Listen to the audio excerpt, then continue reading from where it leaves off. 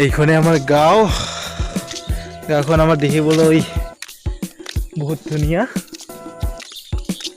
আপোনালোকে দেখিব চাৰিওফালে গছ গছনি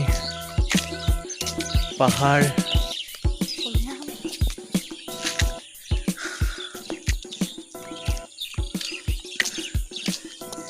ইমান ধুনীয়া প্ৰাকৃতিক সৌন্দৰ্যৰ মাজত মানে জীৱন নিৰ্বাহ কৰাটো এটা ভাগ্যৰ কথা বুলি ক'ব লাগিল হয়নে নহয়